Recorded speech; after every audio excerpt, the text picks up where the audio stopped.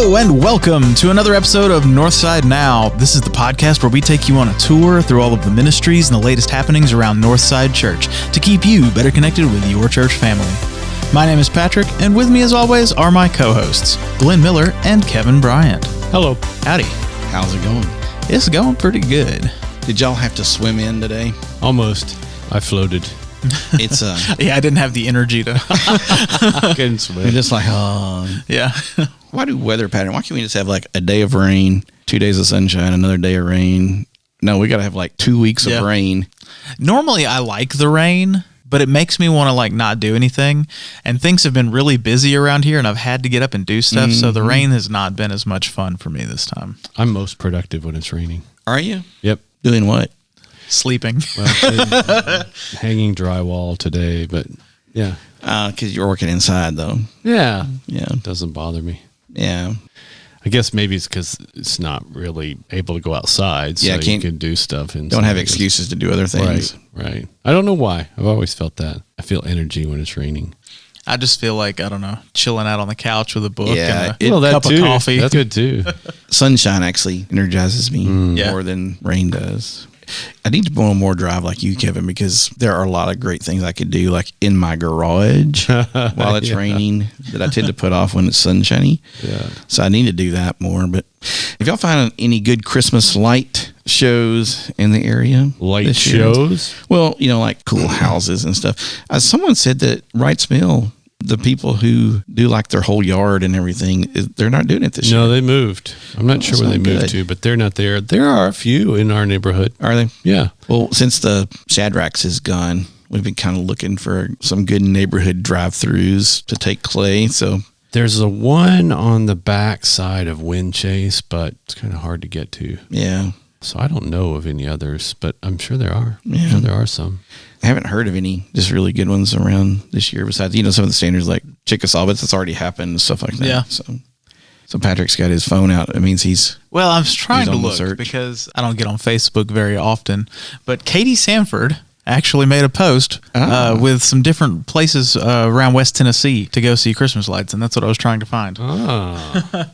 Here it is. Let's see. We've got the Discovery Park, yeah. the Darden Christmas lights in Henderson County. I've been there before. Also in Henderson County, Sunset Valley Farms. That's apparently a farm drive-through. In Sardis, the Winters Family Light Show. In Brownsville, you can check out the Markowski Christmas lights. Now I've heard that that's good. I've never seen it. Neither. In Humboldt, you can find Taylor's Christmas light display. It consists of 46,000 lights. Wow. Yeah. That's pretty good. Interesting. In Chester County, you can visit Chickasaw. So there's that. And in Madison County, Christmas lights of 5 points. That's actually in Beach Bluff. So I don't know. Yeah. Because they don't have Shadrack's up anymore. Yeah. And they don't have that one at the fairgrounds. Yeah. That they did for a fundraiser, I think, for Carl Perkins or something like that. We're just losing our Christmas spirit. Bah humbug. It's funny, all the little kid shows that, you know, they have like Santa buddies and Santa, but everything's about losing the Christmas spirit. Yeah. Have you seen the new Spirited movie? I haven't. I've heard some people have seen it. I wanted to see it, but I haven't seen it. Have you? Yeah. Is it good? It's pretty good. Is it? What's the other one I watched? Oh, the new Santa Claus show. Have y'all been watching that? The new one with Tim Allen? I've seen bits of it. It's when a continuation. People have been watching it. But Oh, okay. it's all about that, you know, losing faith in Santa and you know, you got to have The whole Christmas spirit. I saw the little cameo part with Peyton Manning, and Yeah. that was pretty funny. Well, I will tell you what helps my Christmas spirit was when I came to Jingle Jam. Woo, that was a good time. That was good Jingle Jam. Yeah, it was great to have Blair part of it this year, and I love her voice. it was fun. She can bring a lot of energy, Oh, yeah. punch. She's got a lot of punch in her voice. Yeah. That's what they say in the biz somewhere. Punch. Sounds delicious. She was fun. But no, it was a good Have time. her. The games were fun, Glenn. So Yeah, thanks for nothing leading like those. little charade action. Yeah. One of the things about charades is what people think the movement they're going to make explains some things. You know, it's like, what made you think that movement is going to make me think that is up on the rooftop or something like that? You know, so or decorating a gingerbread house or whatever it was. You know, It's really funny what people think. Oh, they'll know that from this. And similar to that is Pictionary. Yeah. And I have not seen the show on TV. I don't know what station it's on, but Jerry O'Connell is the host. And they have a celebrity guest be on the teams of each one. Mm-hmm. It is what it is. But I wouldn't watch it again, but I like playing the game. Yeah. If you need a good family game to play, this is one that my family loves to play. It's called Telestrations. And it's a combination of like Pictionary mixed with the telephone game where, you whisper something into one person's ear and then it goes around. And by the time it gets back around, it's completely different. Nice. Well, this one, it's like everybody has a little drawing pad and you get a word and then you have to draw that picture and you hand it to the person next to you. They look at the picture and guess what it is and write a word down. And then they pass it on and the next person reads that word and draws a picture. And then it goes to the next person. They look at that picture, guess what the picture is, and write what they think it is. And so it goes around the whole table like that. So the bigger the group, the more fun it is because the more time it has to get around. But that's usually when it gets back, it's like something totally different. Well, see, this is the difference between my family and your family is I know your family and y'all can all draw pretty well. You have never seen any of my mother's drawings. She drew a chicken with 4 legs. I'm just going to... You mean it doesn't? She forgot the chickens only had 2 legs, so I'm just throwing that out there. Well, my family can't draw, especially me, and so that could be dangerous. Yeah, that's honestly the worse you are at drawing, the better it is because probably you can't tell what it is. You can't tell what it is, so there's a lot of guessing and still funny. That does sound like fun though. Well, I wonder what would happen if you got the word bread. I would be hungry. Yeah, well, we're going to make some folks hungry because we're about to open the door and bring Alecia Sanford. And we just talked about her daughter, Katie. We did, yeah. And so Katie's helping you with the Christmas lights of West Tennessee. And Alicia's going to talk to us about the Bread of Life ministry that is new here at Northside and single-handedly responsible for saving not Christmas, but communion at Northside. So we're going to open up the door and invite Alecia in to talk about the Bread of Life ministry.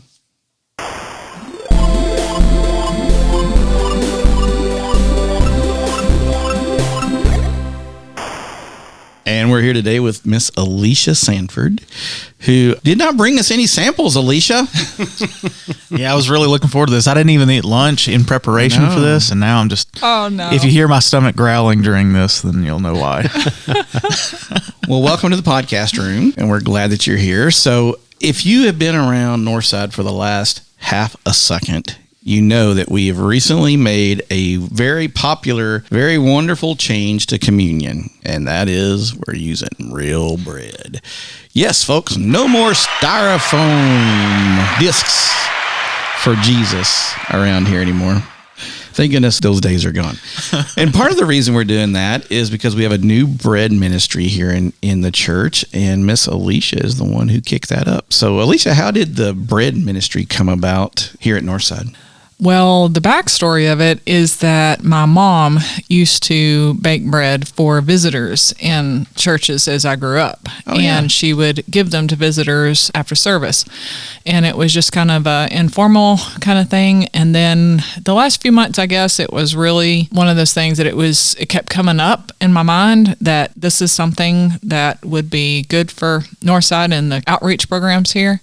And so finally one day it was just beating on me enough that the Lord was, saying, make the text, send the text to Daphne. So I just sent the text to Daphne. I was like, hey, I have this idea that I think we can take a base program and do some things with it. I thought, it was going to be one of those things where we'd need to talk and meet. And she just kind of immediately went, oh my gosh, this is a great idea. So that's how it started, really fast. Oh, that's cool. Now, it's called Bread of Life, right? Yes. And so why did you name it that? I think we in this room kind of feel like that's like, duh, that's the reason it's it. But why did you name this Bread of Life? We just kind of were going over some names, and there's several verses. I couldn't tell you off the top of my head, but there's several verses that have that in them and talk about it. And being that it's an outreach that is going to touch so many different areas of the church, it just seemed pretty fitting. Yeah, that's good. What are some other names y'all looked at, like the Dough Group or something? Well, if Doughs you know are me us. at all, you know I like puns. So, of course, I came up with some fun things in my head that weren't serious, but I was like, we need you. And, There we go. Some stuff like that. Jesus dough. Dough. Yes. That's really good. Well, I'm really a pretty big idiot when it comes to making, well, a lot of stuff, but especially bread. So is this like a yeast starter or something that your mom had, or is this something you created? Do you just, the bread ministry, they're not whipping out some Wonder Bread on us. That's right, So how does bread start? What happens to make bread? Well, there are different ways, and we have different bread types that we are bringing into the bread ministry. And the one that I particularly make, I don't have a starter. I use what they just call active dry yeast from the store. Mm-hmm. And it's a recipe I've been making for several years, and it's my family's favorite. So that's what our communion bread is that recipe. And then the breads that are coming in for the ministry, there's many different kinds. There's people that have starters that they've been using for, I'm hearing, years and years and years. There's banana bread, zucchini bread. It's open to any kind of bread. Are we getting into like cinnamon rolls? And I need some some more like pastry type bread. I need I don't know. Are you placing your order? Yes. Can I place an order? Is that the way this works? There is a chai apple bread in there, so hopefully some lucky visitor or homebound will get that one. Did you say chai? Yes. What's chai? What is a chai? Tea. It's a mixture of tea? spices. It's a spice. It's just a spice mixture? Yeah. So it's not like a cranberry or like a little berry or anything. It's just a spice. Mm-mm. See, I didn't know what a chai was. I'm not a tea drinker or coffee drinker, any of those weird things. It's good. It's kind of Indian flavor to it. Right, cool. It's cool you talk about starters. Lori has gotten onto this, Kick My Wife, as well. And she picked up some sourdough starter from Annette Wright, I think, who has been using the same starter for 50 plus years. Oh, wow. Yeah. And it's just amazing. Our family eats tons of bread, but particularly sourdough in the last few years. So, and the starter it's alive. It's like a bacterial thing, and you have to keep it alive. So that's kind of like raising a child for all it those really years. is. Yeah, You got to feed it and all that stuff. Yes. Mm-hmm. So, do you have like a big kitchen, or is it a mess? Do you like just throw the flour all down over and the like place? and it's like those you see in there, you like on a Hallmark movie, you got like flour in your hair, and is that how you do bread, or are you a little more? I'm a little clean? bit more organized. Oh, okay, all right. Yeah. I have a super small kitchen, so I have to be organized. I have a little station that I mix it up, and then I have a station where I kind of knead it, and then there's the cooling area that I cool it, and I have to be organized. And you're a cook person, and you have all Cook these person. a cook person. Cook person. She That's the new one. cooks and stuff, and then chef. You're a pampered chef person, so you have all these things that you can use. So, do you have to be a chef person or anything like that to cook bread like this? No, absolutely not. Matter of fact, we're even providing the recipe for the bread, the communion bread, because it's a very simple and easy process to make that. So anybody can make it. We've had several people who want to be involved take this recipe and used it and have come back and are so excited because they've never made bread before, and they were able to use this recipe and make bread, and we're happy to contribute. Yeah, we've talked on this podcast several times. Glenn, you're a smoker and you grill. And I thought you meant like he was a smoker. Yes, I'm a smoker. You have a smoker and you smoke meat. But there you go. I've always said that baking is sometimes intimidating because of all the particulars that you have to do. I mean, cooking is like that in general, but a lot of times you can just experiment with cooking. Sometimes baking, if you experiment, it just does not go well. Right. So I think it's intimidating for a lot of people. I don't bake, maybe I cook, but I don't bake. So it's good to hear that you can participate that if you have an interest to learn how. This is the perfect way to do it. Yes. Yeah, the closest I ever got to baking was watching the Great British Bake Off. That's about as far as I got. You probably watched every single season. I am currently working on the latest season that's on Netflix. But Okay. Well, I've helped Summer do some bread. She kind of went on a bread kick when she was a teenager and was making bread and stuff, and I thought that was pretty cool. But I've kind of helped a little. I've never done it myself. So Alecia just told me I can do it. So I'm pretty excited. I got something to do during the Christmas break. You should. So make some bread. That is cool. Did you grow up in the kitchen with your mom making breads or anything like that? Or were you like, I'm not ever going in the kitchen and I'm never going to do that? Or my mom liked to cook a couple meals throughout the week, and then she usually always cooked breakfast on Saturdays. But we weren't like an every night sit down at the table cooking kind of family. She made great meatloaf and different things like that. I didn't really start getting into cooking on my own until probably 13 or 14 years ago, consistently cooking at home. And then over the last probably 10 years, I've just really gotten into baking breads and sweets and different things like that. And what some people may not know is Alecia and her husband and her family, they also have bees. Yes. And they have honey. And I can right now, just because their honey is awesome. It is delicious. Big old slice of that bread with some of that fresh honey on it. Warm with a little. That's almost better than dessert. Now, do you use your honey in any of your breads? Actually, in that recipe that I make and in our communion bread, that honey is used in that. Ooh, That's why it's so good. That's why it's so good. And that's local honey. Yes. I mean, that could have come right out of the plant by your house. Yeah.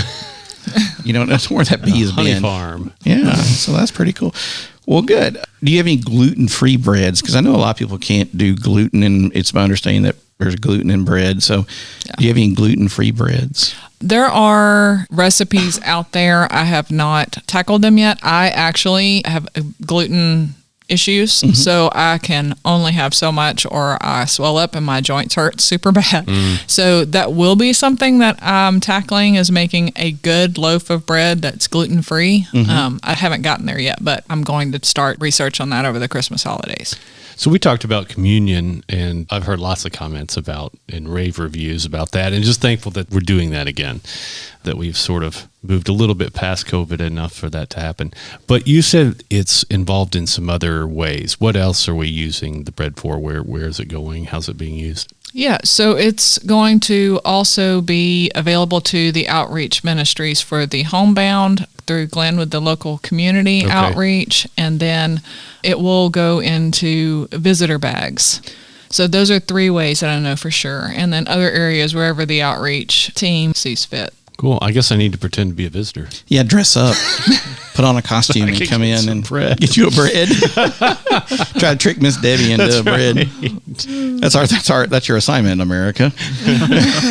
See how many of y'all can get a bread and tag us in your Instagram picture with your new loaf of bread. Yes. that you got at church.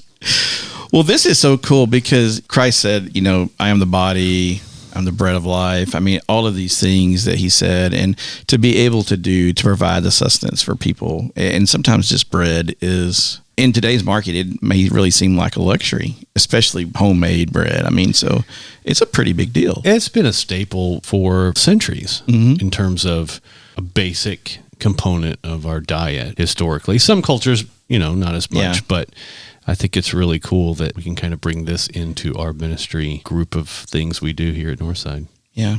What are some other things you're involved with? Are you just doing bread now? Because I know like the honey and stuff, then you've made some great lip balms, and my wife uses all your hair care products.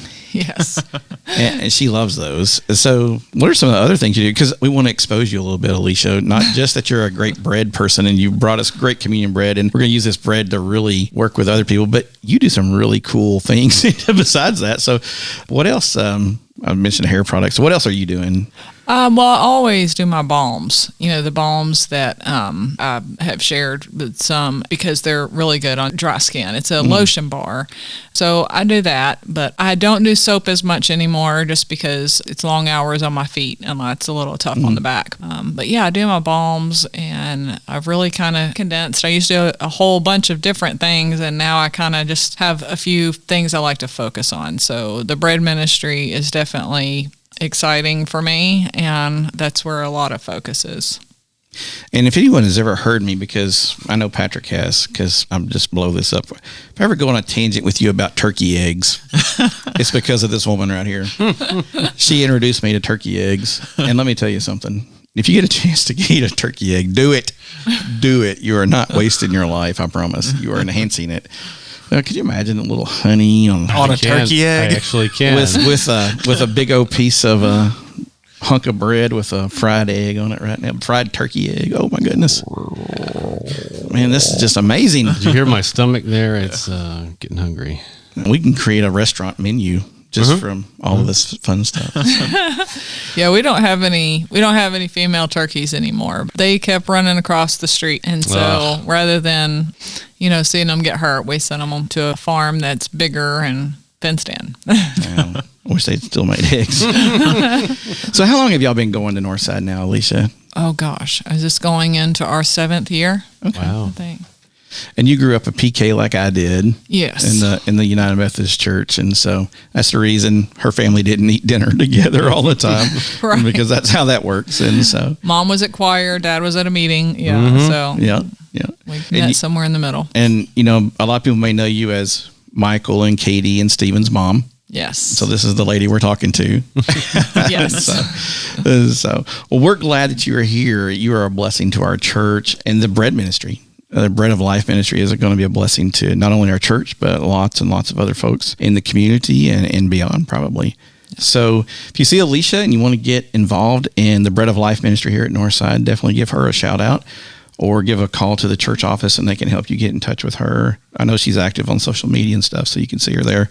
Or just get involved. If you know of a really great recipe that you think might be good. Yes. Give her a holler. Give her a holler. Jana does have an email from me that anybody who wants to call the church office can ask for the bread email, and she can send it to them straight from there. And it's got all the information that anybody needs for how to participate in that ministry. Awesome. Cool. Well, let's keep after the Bread of Life there. Thanks for coming in and spending a little time with us. Yeah, thanks for having me. And it's fun to talk bread and turkey eggs with Alecia always. And so thanks for being here. Thanks.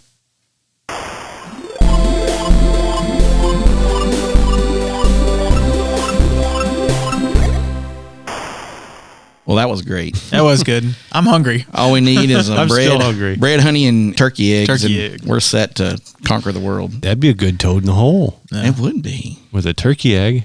Now, what is the deal with the turkey egg? Egg. The turkey egg. It's just bigger, I guess. Is it? Well, it is bigger. meatier? It's Is it leaner. It more is protein? meatier. Turkey meat is leaner, right? It'll put you to sleep. tryptophan. You think turkey after Thanksgiving, you ought to have a turkey omelet and you're done for the night. No, but seriously, what's the deal with the turkey egg? I don't know. There's a flavor to it. It sounds funny, but it almost has a natural black pepper taste to it. Not super, super hardcore, but hinted where it just kind of helps it. Comes out pre-seasoned with seasoned salt. Yeah. I don't know. It is so good. I do not understand it either because I've had duck eggs and stuff. And they're just, yeah. And when Alecia gave me the turkey eggs, I was like, okay. Right. And they sat there forever. You just get in one of those moods one night. I was like, I'm going to eat this turkey egg. I cracked it and fried it up like you would a normal egg. And oh my gosh, I thought my world had been changed for the better. It was like meeting Jesus. You're like, it's the greatest thing. Wow. And ever since, they're just delicious. Even Barbie, who does not venture off into doing anything really wild at all, and turkey eggs to her would be like eating, some kind of weird something out of the bottom of the ocean. Yeah, or something like that. She loved them. She thought they were great too, which is, she's not a big egg person. And she's like, I like these better than I do like regular eggs. Wow. So I wonder if they're produce as much as chickens. I don't more or less, think they do. I don't think they produce as much. They produce pretty regularly, but nowhere near as much. Interesting. Some chickens will lay 5-6 eggs a day. Yeah, really. I imagine you get more out of a turkey egg than a chicken. Yeah, they are larger. I mean, when they're sitting in the carton, even besides a large, it looks like an ostrich egg in there. Yeah, but they are delicious. So, but yeah, Bread of Life Ministry is awesome, and I need her to start making some garlic bread. That's what I need her to start making. I could eat my weight in garlic bread. Yeah, I do like this. I do like the cinnamon roll idea, though. Yeah. You know what I've been looking for this year is the cinnamon rolls that you buy, like the tube of them, spread the stuff. We have the orange stuff. Yes. I can't find those. You can't find them? I can't find them. I think they're Pillsbury because I know I've looked everywhere for them. They've got all the other normal stuff, but not the orange ones. Those are the ones I always got. We always eat them around the holidays. Wow. I'm kind of disappointed. That's unfortunate. But Patrick had done a little research. We mentioned that a while ago.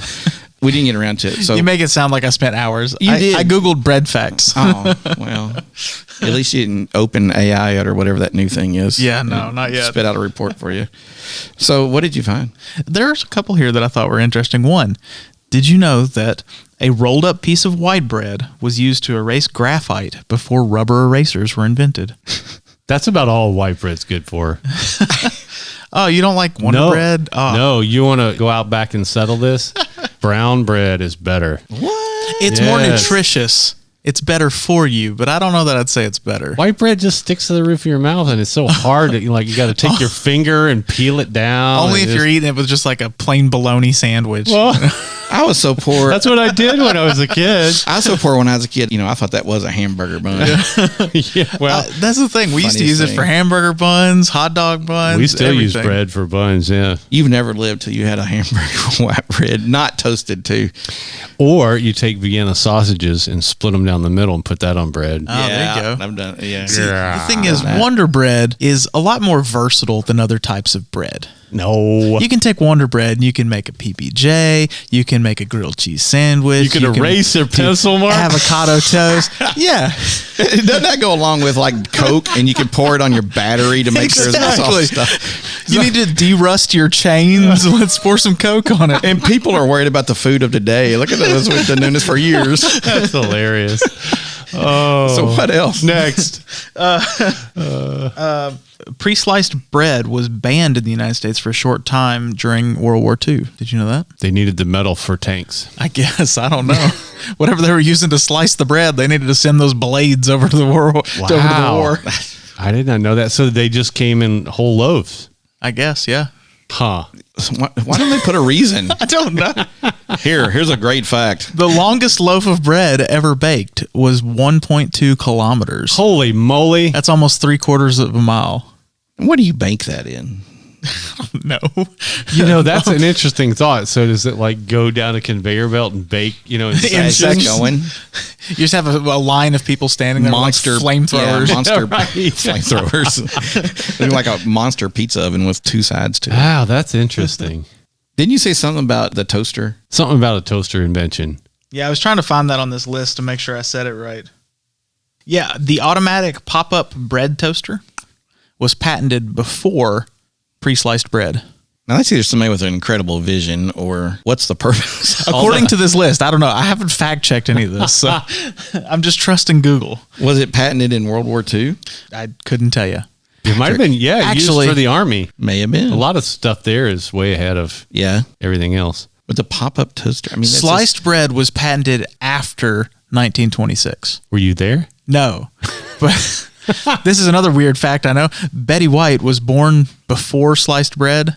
Sliced bread was the greatest thing since After Betty White. Yeah. And Betty White, I'm pretty sure, was born in 26. So And it sounds like she might have actually told that joke too. probably. yeah. So I'm older than sliced bread. I did have someone used to always tell me, people think you're greater than sliced bread. So I guess that's a pretty old thing. It was a big deal when it came out. I guess so.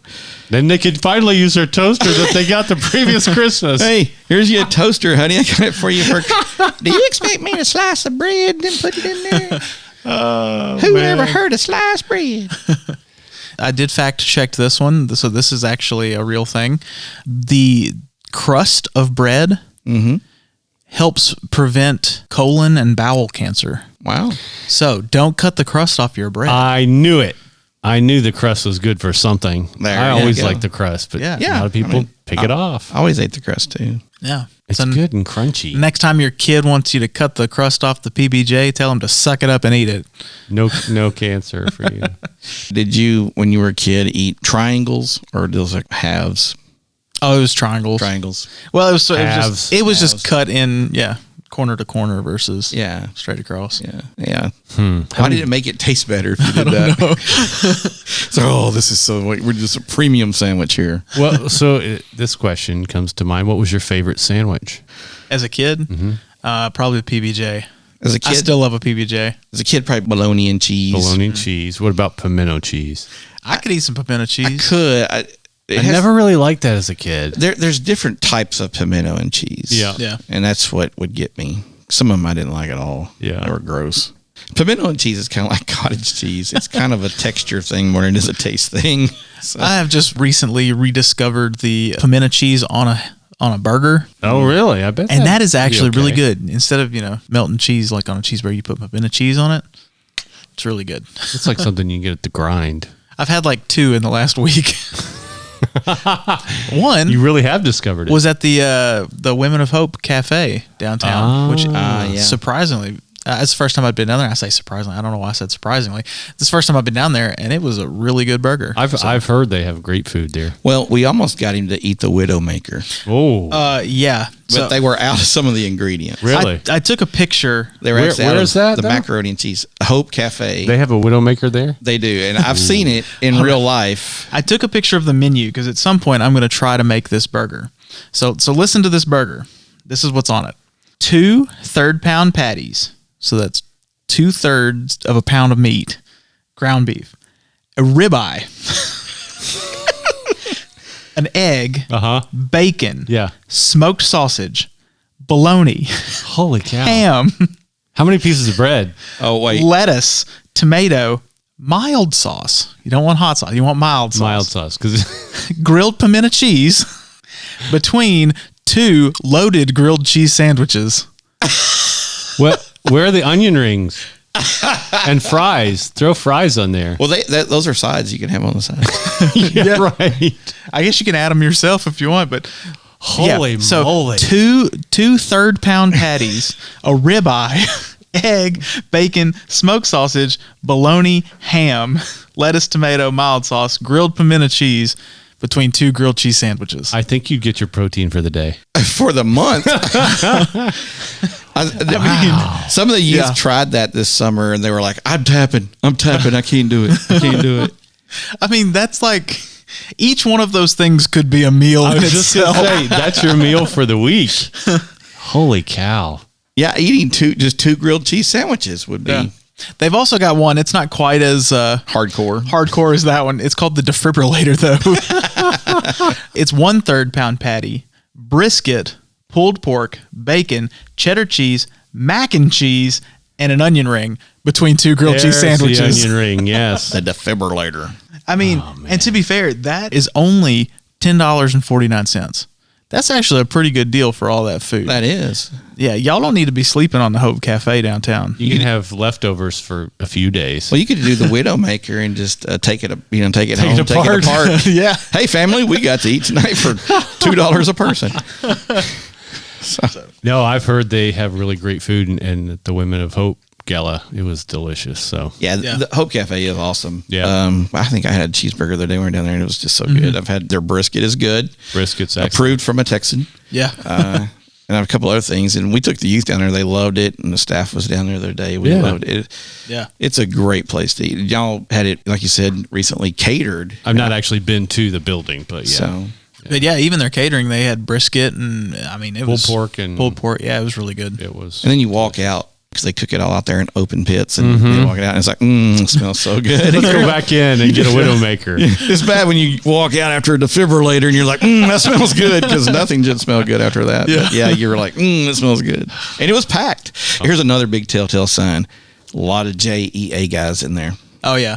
You can see them Must all in be there with their good. hats on and stuff. So I learned that You a know. long time ago. If your utility guys, your firefighters, your police officers are eating at any little hole in the wall, you need to be eating there too, because it's going to be good. You know, a lot of construction guys, that's where you need to eat because it's going to be good.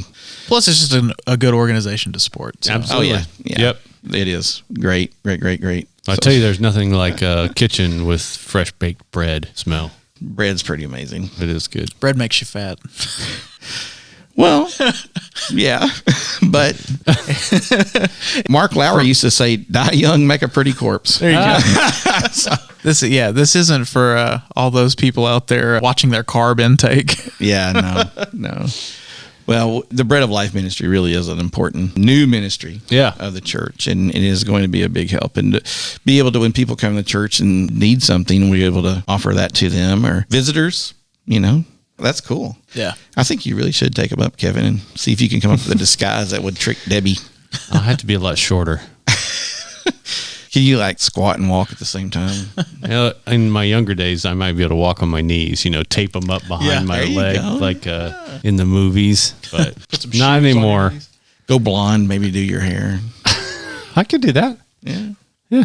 Get some extensions or something. So they just get one of those Groucho Marx things with the glasses and the nose, the mustache. Yes. That'll fool anybody. I'm new here. Where's the bread?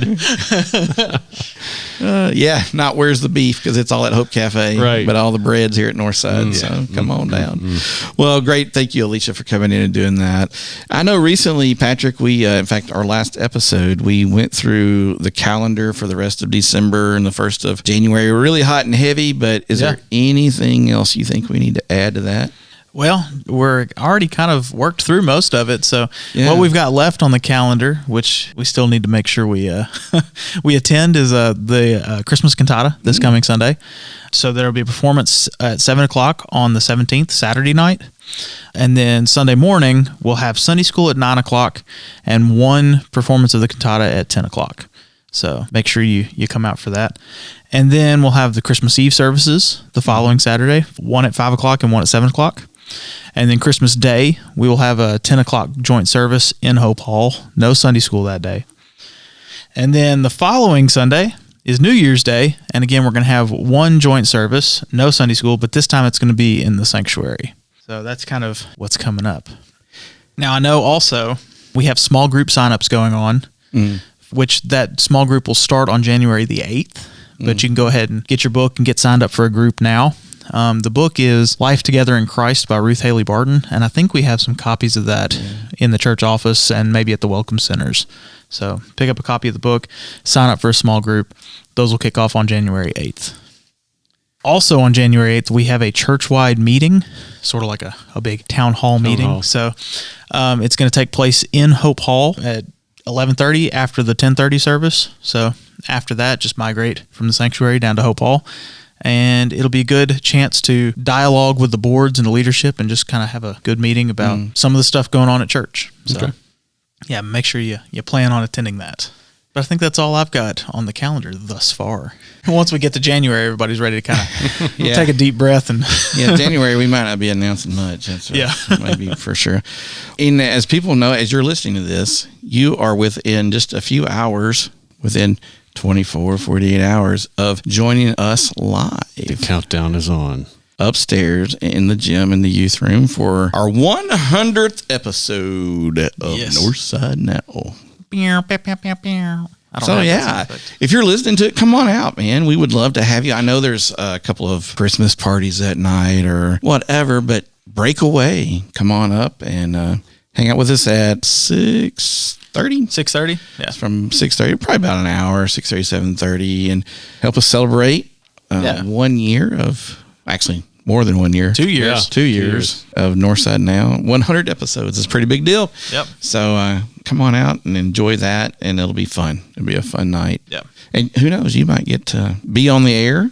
You might get to meet Kevin or Patrick. Be on TV. We'll be signing autographs after. That we will have them Sharpies. Make sure that who knows what surprises will show up. So definitely come on out and hang out with us for the evening. Yes. Well, guys, thanks for podcasting with me. And thanks to all of you out there in the world for listening. If you enjoyed this episode and you'd like to help support the podcast, please share it with others, post about it on social media, or leave a rating and review. To catch the latest from us, you can follow us on Instagram at Northside Now Podcast. Go to our website, northsidejackson.com, or email us at podcast@northsidejackson.com. We hope to hear from you soon. Once again, this is Patrick. This is Glenn. I'm Kevin. And that's what's happening at Northside Now. Bye-bye.